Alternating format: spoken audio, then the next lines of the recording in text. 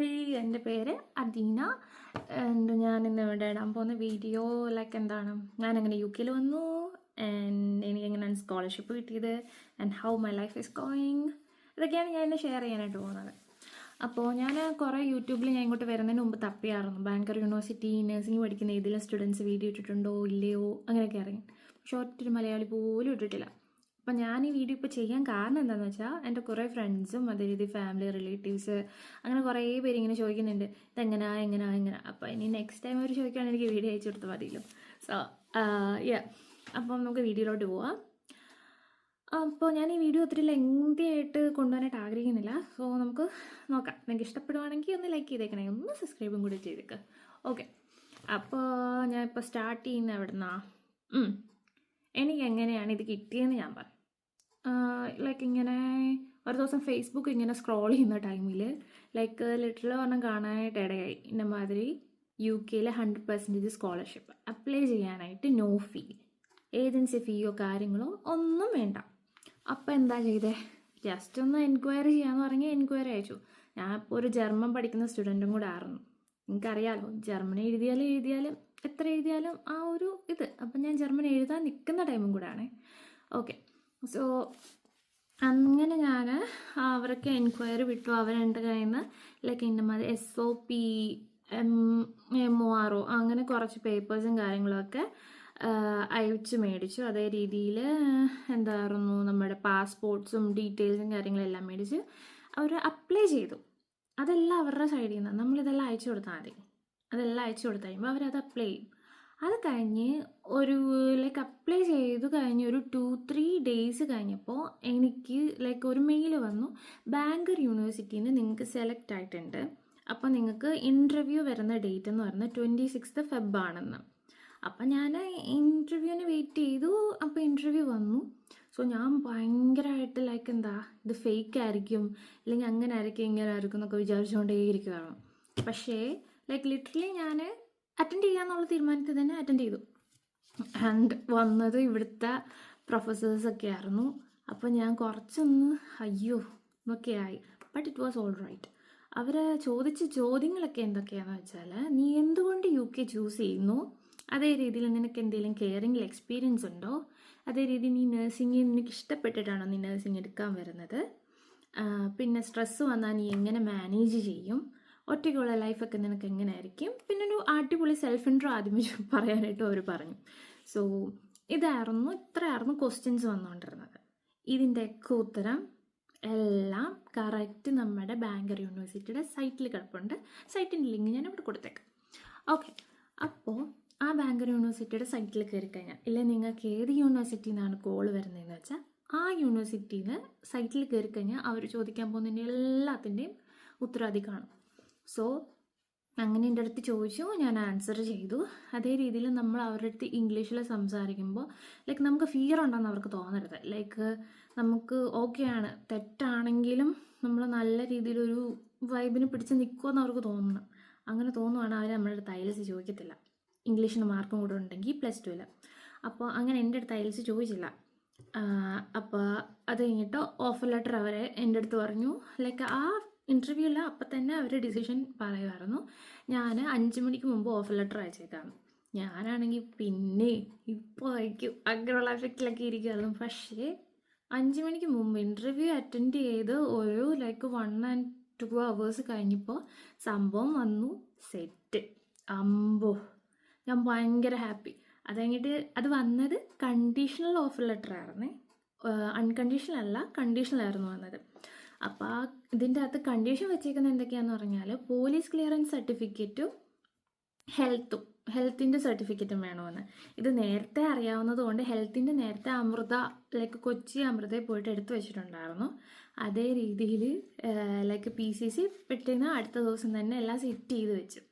അതിന് PCC കിട്ടിക്കഴിഞ്ഞ് ആ PCCയും ഹെൽത്തിൻ്റെ അതും കൂടെ അറ്റാച്ച് ചെയ്ത് അവരുടെ മെയിലിന് ബാക്ക് റിപ്ലൈ ചെയ്തപ്പോൾ എനിക്ക് അൺകണ്ടീഷണൽ ഓഫർ ലെറ്റർ കിട്ടി. അൺകണ്ടീഷണൽ എന്ന് വെച്ച് കഴിഞ്ഞാൽ അതിൽ കണ്ടീഷനൊന്നുമില്ല, നമുക്ക് കോൺട്രാക്റ്റും കാര്യങ്ങളും കിട്ടും, യൂണിവേഴ്സിറ്റി പഠിക്കാൻ വരുന്നു അങ്ങനെയുള്ളതൊക്കെ. എന്നിട്ട് അൺകണ്ടീഷണൽ ഓഫർ ലെറ്റർ കിട്ടിക്കഴിഞ്ഞ് കഴിഞ്ഞാൽ നമുക്ക് ക്യാസിൻ്റെ പരിപാടി തുടങ്ങാം. അപ്പോൾ ലൈക്ക് അൺകണ്ടീഷണൽ ഓഫർ ലെറ്റർ കിട്ടി. അത് കഴിഞ്ഞിട്ട് ഞാൻ സൈൻ ചെയ്ത് അയച്ചു കോൺട്രാക്റ്റൊക്കെ. അവർ കോൺട്രാക്റ്റ് അയച്ചിട്ടുണ്ടായിരുന്നു. ആ കോൺട്രാക്റ്റ് പറയുന്ന കുറച്ച് കാര്യങ്ങളുണ്ട്, നമ്മൾ കൃത്യമായിട്ട് റിവ്യൂ ചെയ്യേണ്ട കുറച്ച് കാര്യങ്ങളുണ്ട്. എന്തൊക്കെയാണെന്ന് വെച്ചാൽ ലൈക്ക് അതിൽ നമ്മൾ ഒപ്പിട്ട് കൊടുക്കുകയാണ്. നമ്മളിവിടെ വന്നു കഴിഞ്ഞാൽ നമ്മൾ ഹോസ്പിറ്റലിൽ ഡ്യൂട്ടി ചെയ്യുന്ന സമയത്ത്, ഡ്യൂട്ടി എന്ന് ഉദ്ദേശിക്കുന്ന പ്ലേസ്മെൻ്റ് ഉണ്ട്. നമുക്ക് ഈ നഴ്സിംഗ് സെക്ഷൻ വരുന്നത് ഒരു 7 വീക്ക് പ്ലേസ്മെൻറ്റും 7 വീക്ക് തിയറട്ടിക്കൽ സെക്ഷനുമായിട്ടാണ്. ലൈക്ക് 7 വീക്ക് ലെക്ചറും 7 വീക്ക് പ്ലേസ്മെൻറ്റും. പ്ലേസ്മെൻറ്റിന് നമ്മൾ ഹോസ്പിറ്റലിൽ പോയിട്ട് അവിടെ വർക്ക് ചെയ്യണം ആസ് എ നേഴ്സ് കൂട്ട് തന്നെ. നമുക്ക് ആദ്യം അവർ പറഞ്ഞൊക്കെ തരും.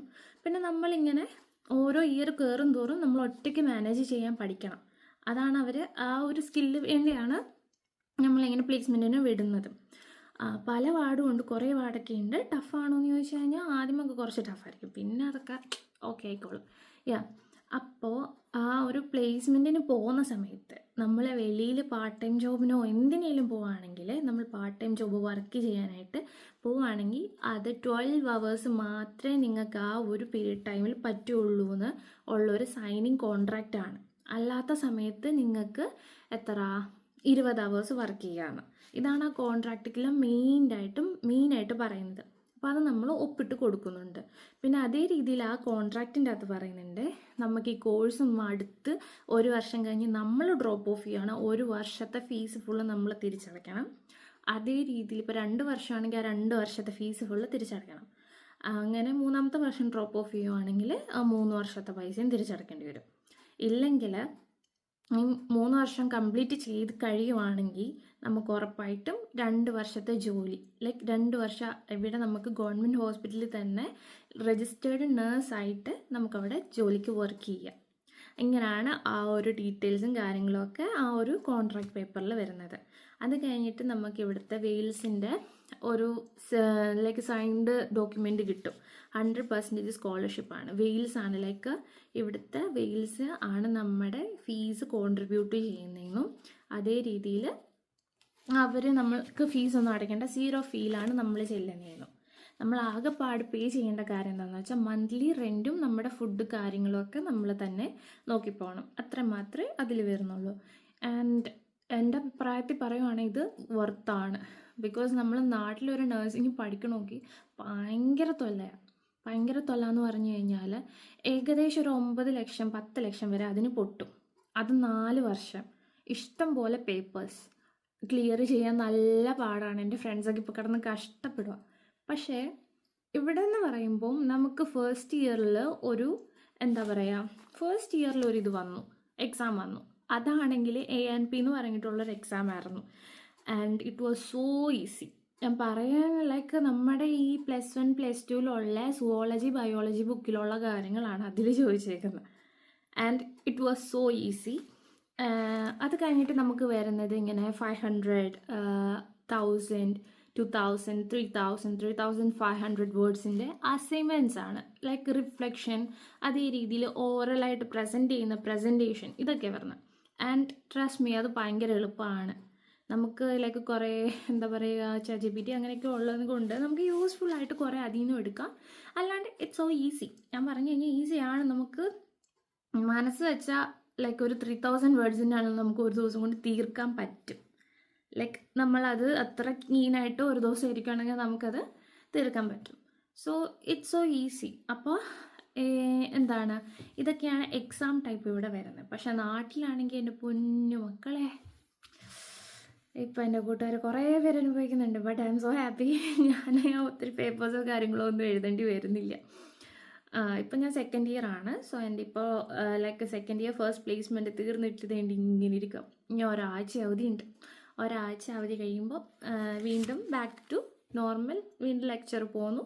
അത് കഴിയുമ്പോൾ ഞങ്ങൾക്ക് ആനുവൽ ലീവ് പോലെ ലൈക്ക് ഒരു 1 month അവധിയുണ്ട്. അപ്പോൾ നാട്ടിൽ പോകാനായിട്ട് കുറേ പേര് പ്ലാൻ ചെയ്യുന്നുണ്ട്. ഇങ്ങനെ ഇരിക്കുന്നു.